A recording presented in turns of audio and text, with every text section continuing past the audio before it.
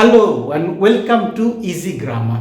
আজ আমরা একটা ভীষণ ইন্টারেস্টিং বিষয় নিয়ে আলোচনা করব।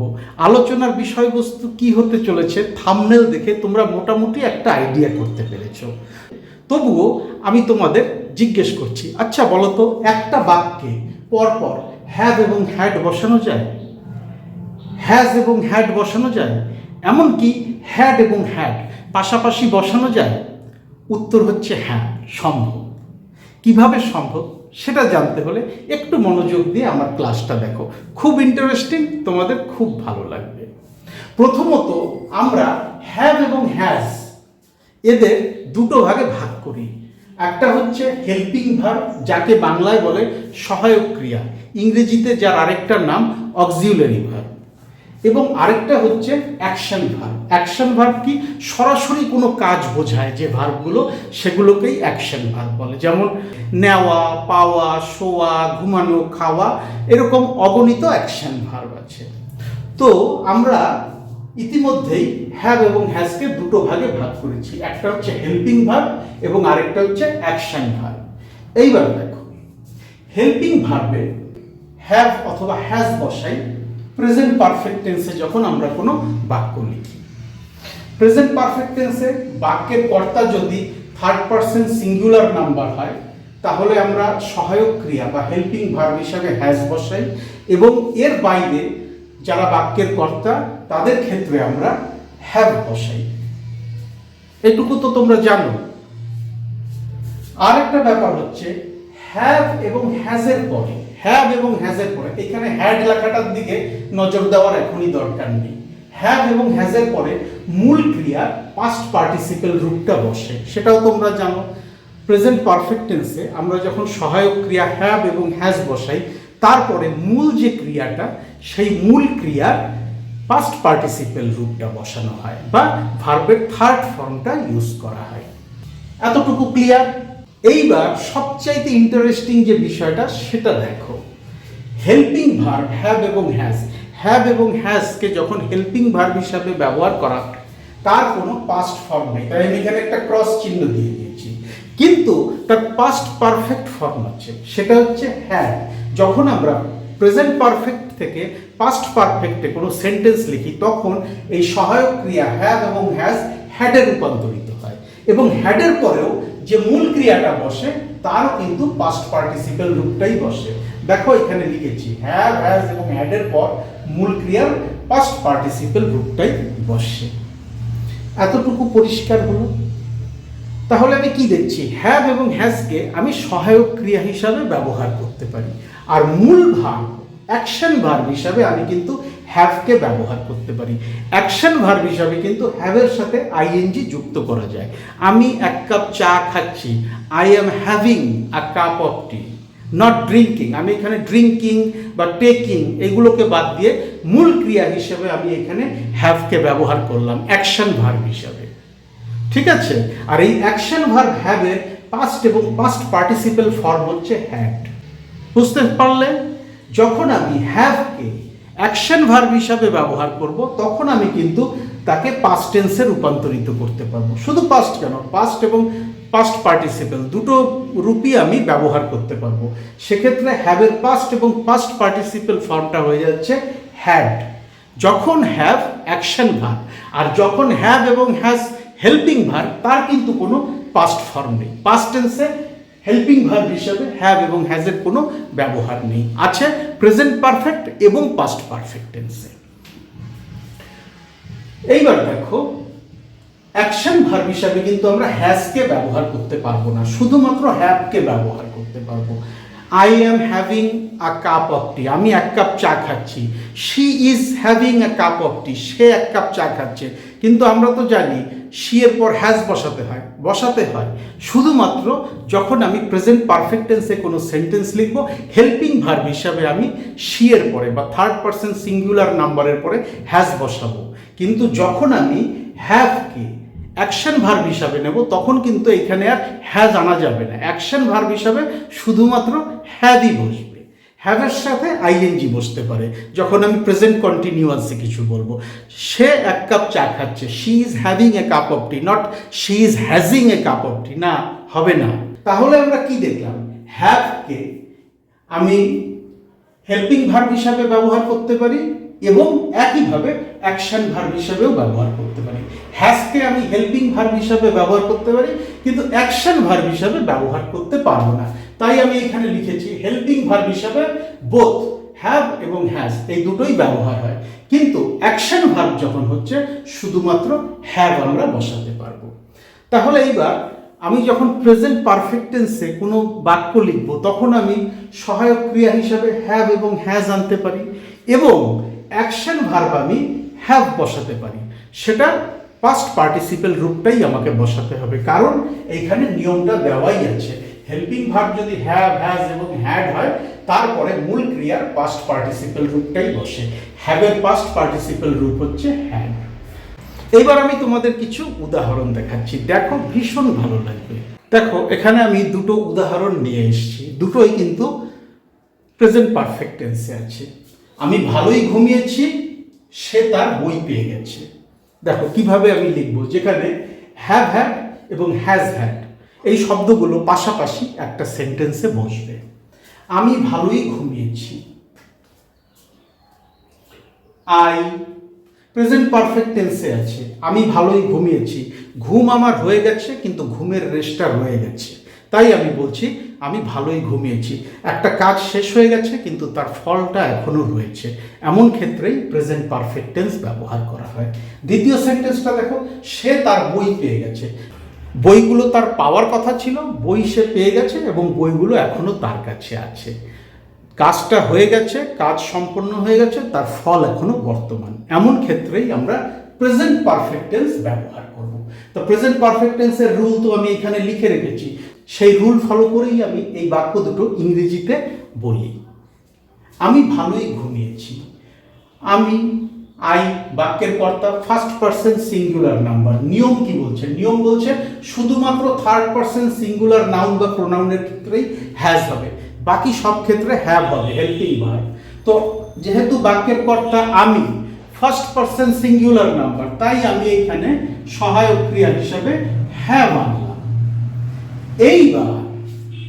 এইবার ঘুমানো অ্যাকশন ভার্ব, সেক্ষেত্রেও তো আমি হ্যাভ ব্যবহার করতে পারি। কিন্তু এইখানে একটা মজা হচ্ছে, যেহেতু হেল্পিং ভার্ব হ্যাভ, নিয়ম বলছে হেল্পিং ভার্ব হ্যাভ এবং হ্যাজ থাকলে মূল যে ক্রিয়াটা, যেটা আমি অ্যাকশন ভার্ব হিসাবে ধরছি, যেটাকে মূল ক্রিয়া হিসাবে আমি এখানে উল্লেখ করছি, তার তো আমাকে পাস্ট পার্টিসিপেল ফর্মটাই ব্যবহার করতে হবে। তাহলে আমি সেইটাই ফলো করি। I have had a nice sleep. I have had a nice sleep. আমি ভালোই ঘুমিয়েছি, বা অথবা আমার একটা ভালো ঘুম হয়েছে। ঘুমটা হয়েছে, তার রেশ এখনো আমার মধ্যে আছে, কাজ সম্পন্ন হয়েছে, ফল আছে, প্রেজেন্ট পারফেক্ট টেন্স। এইখানে দেখো আমি হ্যাভ এবং হ্যাড পাশাপাশি বসালাম এবং একটা সেন্টেন্সে প্রয়োগ করে দেখালাম। সে তার বই পেয়ে গেছে, হি অথবা সি, পুরুষ হলে হি, মহিলা হলে সি। সে তার বই পেয়ে গেছে, বাক্যের কর্তাকে থার্ড পারসন সিঙ্গুলার নাম্বার। নিয়ম কি বলছে? থার্ড পারসন সিঙ্গুলার নাম্বার থাকলে হেল্পিং ভার্ব আমাকে হ্যাজ আনতে হবে। হি অথবা সি হ্যাজ। পাওয়া, নেওয়া, খাওয়া, শোয়া, ঘুমানো এই ধরনের ক্ষেত্রে আমরা অ্যাকশন ভার্ব হিসাবে হ্যাভকে ব্যবহার করতেই পারি। এছাড়াও অন্যান্য আরও অনেক অ্যাকশন ভার্বের ক্ষেত্রেও এই হ্যাভ ওয়ার্ডটা ব্যবহার করা যায়। তাহলে আমি কি পেলাম? সাবজেক্ট পেয়ে গেলাম, তারপরে কি আনলাম? হেল্পিং ভার্ব আনলাম। হেল্পিং ভার্ব কি আনলাম? হ্যাজ। বাক্যের কর্তা যেহেতু থার্ড পারসন সিঙ্গুলার নাম্বার। এইবার পেয়ে যাওয়া বোঝাতে কিন্তু আমি হ্যাভ বসাবো। হ্যাভের পাস্ট পার্টিসিপেল ফর্ম হ্যাড, তা আমাকে বসাতে হবে হ্যাড, কারণ নিয়ম বলছে হেল্পিং ভার্ব হ্যাভ, হ্যাজ অথবা হ্যাড থাকলে মূল যে ক্রিয়া তার পাস্ট পার্টিসিপেল ফর্মটাই বসে, অথবা ভার্বের থার্ড ফর্মটাই বসে, যেটাকে তোমরা V3 বলো। হ্যাড কি পেয়েছে? তার বই। She has had her books. এখানে আমি হ্যাজ এবং হ্যাড একটা সেন্টেন্সে পাশাপাশি বসালাম। তো দেখে নিলাম হ্যাভ হ্যাড একটা সেন্টেন্সে পাশাপাশি বসলো, হ্যাজ হ্যাড একটা সেন্টেন্সে পাশাপাশি বসলো। এইবার আসল মজা এখানে, হ্যাড হ্যাড একটা সেন্টেন্সে। তা কি সম্ভব? হ্যাঁ সম্ভব, গ্রামার বলছে সম্ভব, গ্রামার বলছে বসানো যায়, ভুল নেই। কিন্তু কথ্য ভাষার ইংরেজিতে দুটো হ্যাড বসানো বা লেখার ইংরেজিতেও এই ধরনের নমুনা খুব একটা পাওয়া যায় না, অথবা যদিও বা পাওয়া যায় তা ভীষণ ভীষণ বিরল বা নগণ্য। তবুও আমি তোমাদের দেখাবো কিভাবে হ্যাড হ্যাড একটা সেন্টেন্সের পাশাপাশি বসাতে হয়। দেখো উদাহরণটা, 10 বছর আগে আমি এই হোটেলে খেয়েছিলাম। আজকে খাইনি, 10 বছর আগে আমি এই হোটেলে খেয়েছিলাম। আমি আমার বন্ধুর সাথে কোথাও গেছি, গিয়ে একটা হোটেল দেখতে পেয়েছি, দেখতে পেয়ে আমার পুরনো কথা মনে পড়ে গেছে। তাই আমি আমার বন্ধুকে দেখিয়ে বলছি, দেখ এই সেই হোটেল বা এই হোটেলে আমি 10 বছর আগে খাবার খেয়েছিলাম। ঠিক আছে, তাহলে আমি কি বুঝতে পারছি? সুদূর অতীতে, 10 বছর তো নিকট অতীত না, সুদূর অতীত। একটা লোকের জীবনের একটা বড় অংশ 10 বছর। তাহলে সুদূর অতীতে একটা নির্দিষ্ট সময়ের মধ্যে একটা কাজ সম্পন্ন হয়ে গেছিল, এমনটা বোঝাতে গেলে আমাদের পাস্ট পারফেক্ট টেন্সের রুল ফলো করতে হয়। পাস্ট পারফেক্ট টেন্সের রুল ফলো করতে গেলে আমাদের একটা হেল্পিং ভার্ব বাক্যে আনতেই হবে, আর সেই হেল্পিং ভার্বটা হচ্ছে হ্যাভ। প্রেজেন্ট পারফেক্ট টেন্সে নাম্বার এবং পার্সন অনুযায়ী হেল্পিং ভার্ব হ্যাভ এবং হ্যাজ বসে। কিন্তু যখন আমরা পাস্ট পারফেক্ট টেন্সে কোনো বাক্য লিখি, প্রেজেন্ট পারফেক্ট টেন্স থেকে যখন আমরা পাস্ট পারফেক্ট টেন্সে চলে যাই, তখন কিন্তু হ্যাভ এবং হ্যাজ দুটোই হ্যাডে পরিণত হয় বা হ্যাডে রূপান্তরিত হয়। তো যেহেতু এই সেন্টেন্সটা রয়েছে পাস্ট পারফেক্ট টেন্সে, সুদূর অতীতে নির্দিষ্ট সময়ের মধ্যে একটা কাজ সম্পন্ন হয়ে গেছিল, তাই আমি এখানে পাস্ট পারফেক্ট টেন্সের রুল ফলো করব। 10 বছর আগে, 10 years ago, মানে 10 বছর আগে আমি। পাস্ট পারফেক্ট টেন্স হলে হেল্পিং ভার্ব কি আনতে হবে? এই যে এখানে লেখা আছে হ্যাড। আই হ্যাড, খাওয়াটা অ্যাকশন ভার্ব, এবং এই ক্ষেত্রে আমি অ্যাকশন ভার্ব হিসেবে হ্যাভ ব্যবহার করতে পারি। যেহেতু সেন্টেন্সটা রয়েছে পাস্ট পারফেক্টে, হেল্পিং ভার্ব হ্যাড বসে গেছে, তাই আমাকে অ্যাকশন ভার্ব হিসেবে আমি হ্যাভ ধরলেও তারও পাস্ট পার্টিসিপেল ফর্মটাই আমাকে বসাতে হবে। তাই আমি এখানে লিখব 10 years ago I had কি করেছিলাম? এখানে খেয়েছিলাম। a meal in this hotel. 10 years ago I had a meal in this hotel. 10 বছর আগে আমি এই হোটেলে খাবার খেয়েছিলাম। ফলো করলাম কোন রুলটা?